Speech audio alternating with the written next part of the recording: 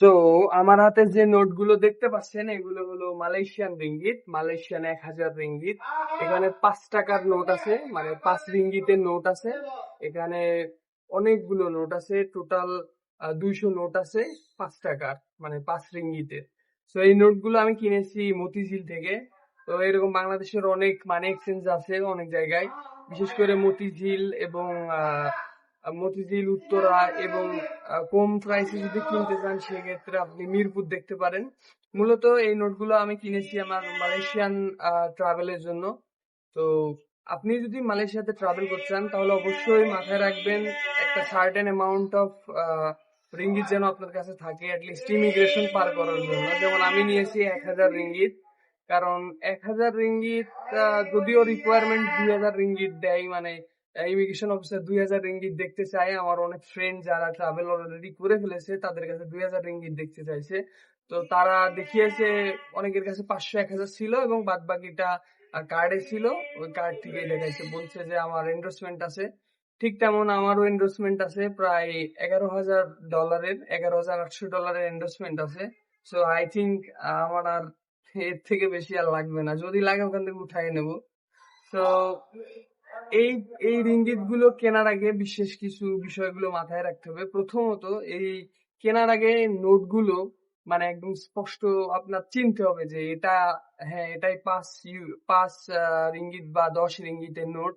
যেন এমন না হয় যে জাল রিঙ্গিত, বা আপনার অ্যাটলিস্ট সিকিউরিটি চেক করার জন্য আপনার জাল নোট গুলো কেমন হয় এবং অরিজিনালটা কেমন হয় এটা আপনি যাওয়ার আগে ইউটিউব থেকে দেখে নেবেন। এরকম অনেক ভিডিও আছে ইউটিউবে। সো এরপরে যে বিষয় সেটা হলো এই রিঙ্গিতের প্রাইস কেমন। রিঙ্গিতের প্রাইস সাধারণত 30 থেকে 33 টাকায় এরকম এর আশেপাশে ঘোরাফেরা করে।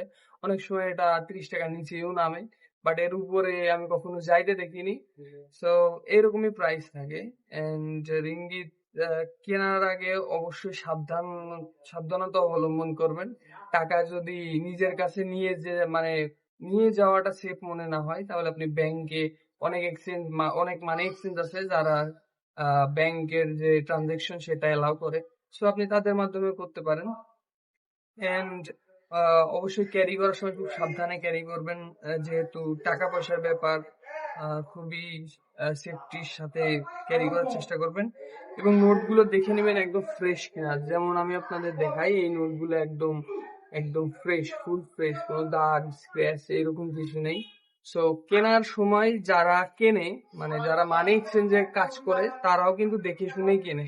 তারপরে বিক্রি করার সময়ও আপনার কাছে দেখে শুনে করবে, বাট তারপরেও আপনি একটু চেক করে নেবেন, যেহেতু আপনি টাকা দিয়ে এই জিনিসটা কিনতেছেন এবং এটা আপনার মালয়েশিয়া পৌঁছানোর পরে আপনার এটা প্রয়োজন হবে। এবং চেষ্টা করবেন যতটা ছোট নোট কেনা যায়, যেমন 5 রিঙ্গিত, অ্যাটলিস্ট 5 রিঙ্গিত কিনবেন, যেহেতু আপনার খুচরা যে বিষয়গুলো আছে, খুচরা করার ঝামেলা, এই ঝামেলায় যদি জড়াইতে না চান তাহলে 5 রিঙ্গিতের নোট কেনার সাজেশন থাকবে।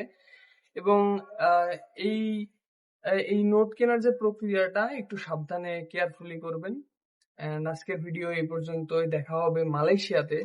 এন্ড মালয়েশিয়াতে আমি থাকবো 5 রাত। সো এই 5 রাতের বিভিন্ন ভিডিও, খাবারের ভিডিও, ওখানকার মার্কেট কেমন, ওখানকার প্রোডাক্ট কসমেটিক্স কেমন, ওইগুলোর দাম কেমন, এগুলো যদি জানতে চান তাহলে অবশ্যই ভিডিওটা লাইক দিবেন এন্ড চ্যানেলটা সাবস্ক্রাইব করে সাথে থাকবেন। এবং পরবর্তী ভিডিওগুলো ইনশাল্লাহ আপনারা খুব দ্রুতই পেয়ে যাবেন, যেহেতু আমার ফ্লাইট 22 তারিখে।